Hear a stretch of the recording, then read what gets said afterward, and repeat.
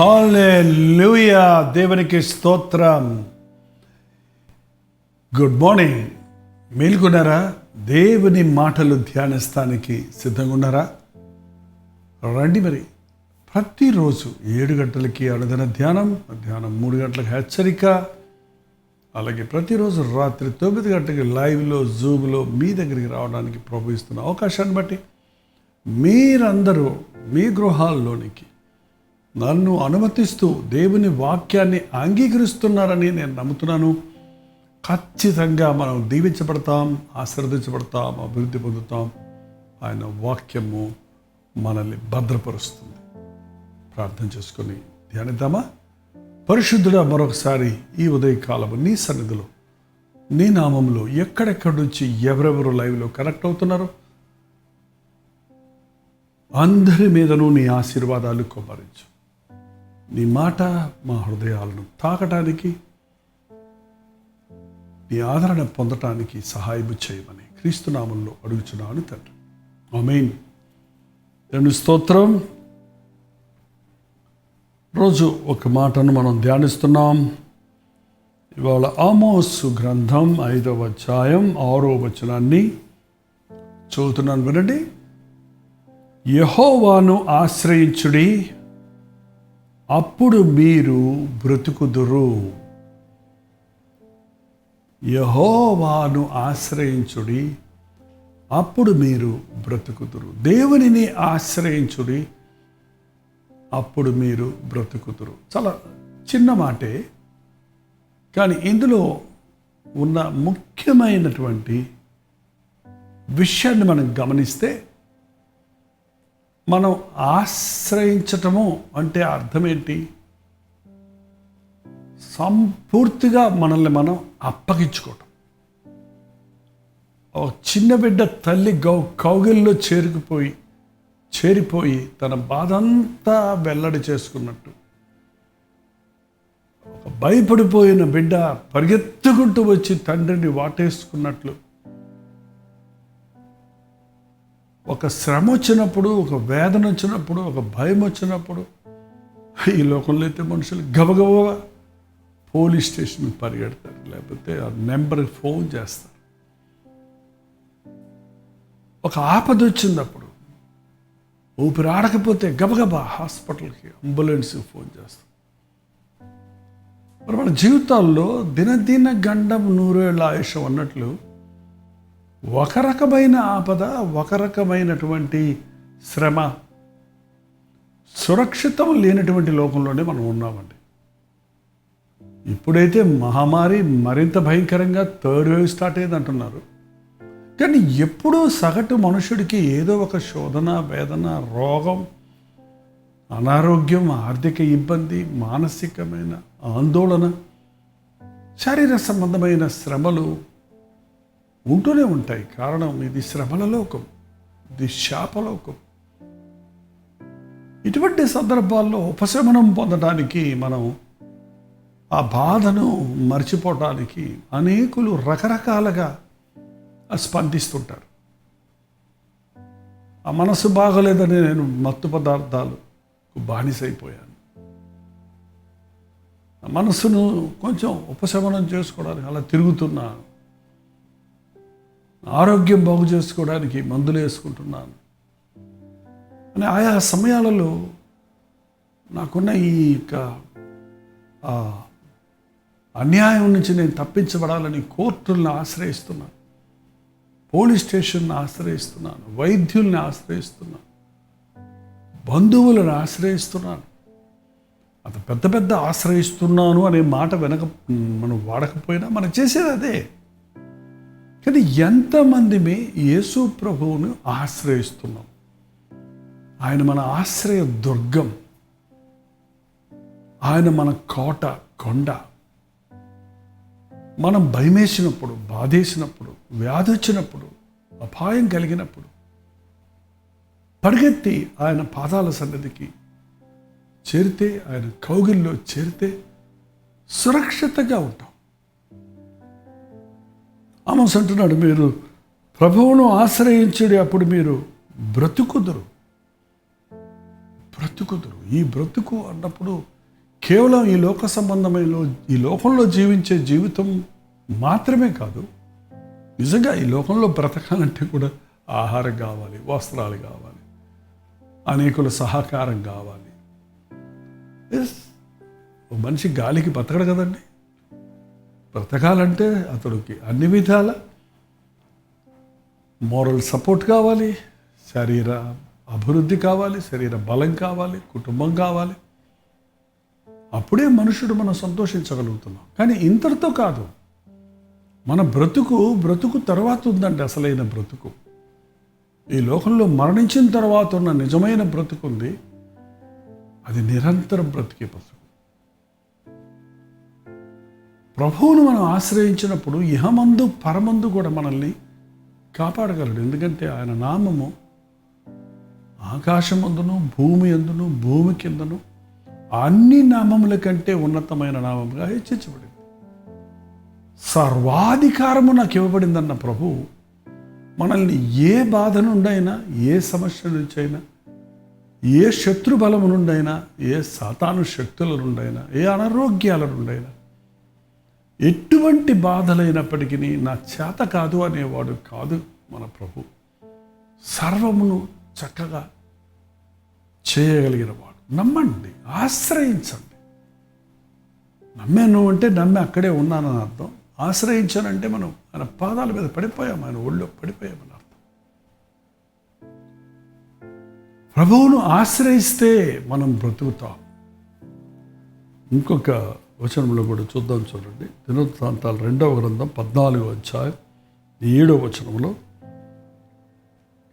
మన దేవుడైన యెహోవాను మనం ఆశ్రయించితిమి, ఆశ్రయించినందున ఆయన మనకు చుట్టూను నెమ్మది కలుగజేసి ఉన్నాడు.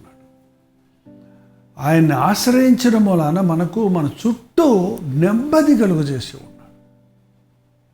ఇదే కదండి ఈరోజు సమస్య.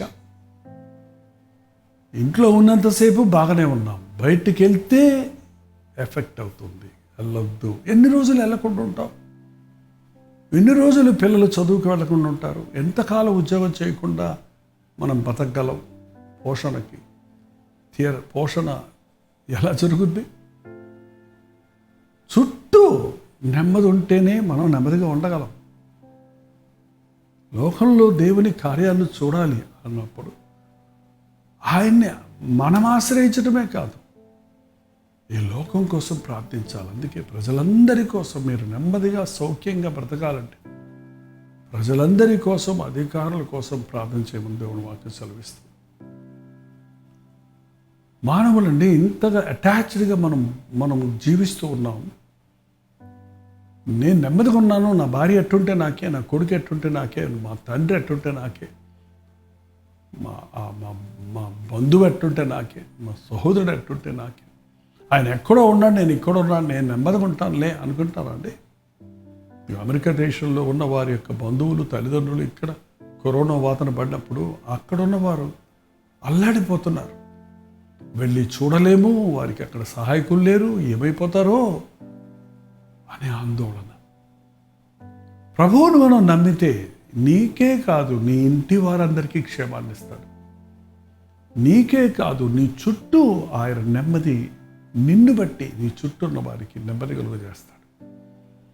అందుకే యేసుక్రీస్తునందు విశ్వాసం ఉంచిన వారు ఎప్పుడు ఇతరులకు ఆశీర్వాదకరంగా ఉంటారు. నీ ఇంటి ముందు ఒక పెద్ద దీపస్తంభం వేసుకున్నావంటే, లైట్ వేసుకున్నావంటే, స్ట్రీట్ లైటే అనుకోండి పోనీ, మీ ఇంటికి ఒక్కదానికైనా చెప్పండి, ఆ వెలుగులో ఆ వీధంతా కూడా ప్రకాశిస్తుంది. అలాగే దేవుడు మనల్ని, మనం ఆయన భద్రతలో ఉండటం, ఆయన వెలుగులో నడవటం, మనం నెమ్మదిగా ఉండటం అని కోరుతున్నాడు. అంతేకాదు, ప్రభువుని ఆశ్రయించిన వారు మరణంలో నుండి జీవంలోనికి దాటిపోతారు. మరో చోట బైబిల్లో రాయబడింది, మనం ఆయన్ని ఆశ్రయించి తిమి కనుక జయము నొందుతిమి. మనం ప్రభు పక్షంలో ఉన్నప్పుడు జయం మందే. మనంతటా మనం పోరాడటానికి ప్రయత్నించినప్పుడు జయాపజయాలు మన చేతుల్లో లేవు. మనకి ఎక్కువ బలము ఈ లోక సంబంధంగా ఉన్నప్పటికీ మీరు గమనించి చూడొచ్చు, గత చరిత్రలో కానీ బైబిల్లో కానీ సైన్యం ఎక్కువ ఉంది కాబట్టి జయం రాలేదండి. గొప్ప ప్రవీణులు, యుద్ధ వీరులు కాబట్టి కాదు జయం వచ్చేది. ప్రభువు ఎవరి పక్షములో ఉన్నాడో వారికి జయం ఉంది. మనం అపవాదిని జయించాలంటే, వాడి తంత్రాలను జయించాలంటే, అంతెందుకు మన జీవితంలో మన శరీరేచ్ఛలను జయించాలంటే, మన లోకాశలను జయించాలంటే మన చేత కాదండి, ఏం చేయలేము. మీరు అనుకుంటున్నాం మనం ఏదో చేసేయగలమని. మనం ఏమీ చేయలేము మన సొంత శక్తితో. తినగలమేమో, ఆ తినది జీర్ణించుకోవటం కూడా మన చేతిలో లేదు. దేవుని కృప, దేవుని ఆశ్రయిస్తే మన బ్రతుకులో ఈ క్షేమం, సురక్షిత, మహోన్నతుని చాటున దాగుండువాడు, ఆయన రెక్కల చాటున నిలిచి ఉన్నవాడు సురక్షితంగా ఉంటాడు. ఇటువంటి భయంకరమైన దినాల్లో ఎన్నో ఆందోళనకరమైన విషయాలు మనం వింటుండగా ప్రభు పాదాల మీద పడటం అభ్యాసం చేసుకుందాం. నీవే నా దిక్కు, నిన్నే నేను ఆశ్రయించానయ్యా.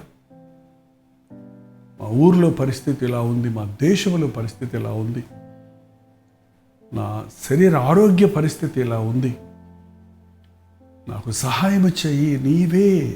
నీవే నా ఆధారం, నిన్నే నేను ఆశ్రయిస్తున్నాను. If you surrender yourself, నిన్ను నీవు ఆయనకి అప్పగించేసుకుంటే ఏ విషయంలో లేదు జయం చూస్తావు, నెమ్మది చూస్తావు, బ్రతుకుతావు, బాగుంటావు. ఆలోచించేయండి. ఇలాంటి భయంకరమైన దినాలలో మనం కలవరపడిపోతూ కూర్చోవటం వల్ల, మనం ఏదో తగు జాగ్రత్తలు తీసుకుంటున్నాం అనుకుంటూ రాత్రింబగళ్ళు అదే ఆలోచనల్లో ఉండటం వల్ల ప్రయోజనం లేదండి. దేవుని యందు విశ్వాసం ఉంచుదాం. ప్రాణమిచ్చిన యేసు క్రీస్తునందు విశ్వాసం ఉంచుదాం. మన సమస్తాన్ని దాపరికం లేకుండా మనం ఆయనకి అప్పగించుకుందాం. కొంతమంది నమ్మరండి దేవుణ్ణి. ప్రభు, నా దగ్గర ఈ డబ్బు ఉంది, ఇది ఎలా ఖర్చు పెట్టాలో నాకు తెలియదు, నాకు సహాయం చేయని ఆయన చేతులకు అప్పచెప్తావా? ఇంత డబ్బు ఉందని తెలిస్తే దశంభాగం ఇవ్వాలేమోనని పాస్టర్ గారికి కూడా చెప్పరంట కొందరు. పాస్టర్ గారి దాకా ఎందుకు, నా దగ్గర డబ్బులు ఉన్నాయంటే నా భార్య అది ఇది అడుగుద్దని కొంతమంది భార్య కూడా చెప్పరట. ఇవాళ అలా దాపరికాలు ఎక్కువైపోయినాయి, స్వార్థం ఎక్కువైపోయింది. ఎవడి స్వార్థాన్ని వాడే చూసుకుంటున్నాడు, కానీ ఒకరినొకరు నమ్మలేని స్థితిలో ఉన్నారు. ఇటువంటి పరిస్థితుల్లో కనీసం నమ్మదగిన దేవుణ్ణైనా నీవు నమ్మకపోతే నువ్వు చివరికి ఒంటరిగా మిగిలిపోతావు. యెహోవాను ఆశ్రయించండి, మీరు బ్రతుకుదురు. లేని ఎడల ఏం పర్వాలేదని లేదండి. మళ్ళీ ఒకసారి ఆమోసులోకి వెళ్ళండి. యెహోవాను ఆశ్రయించడు 5:6 అండి. యెహోవాను ఆశ్రయించడు, అప్పుడు మీరు బ్రతుకుదురు.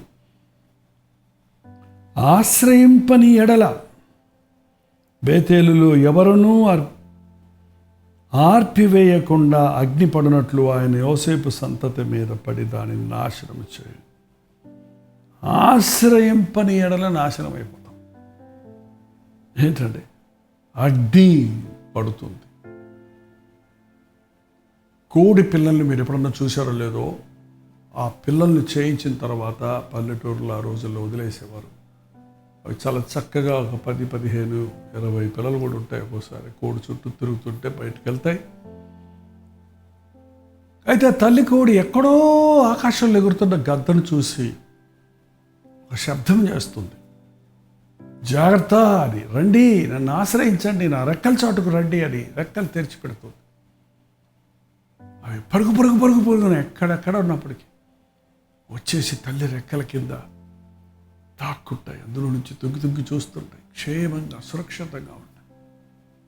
ఏదైనా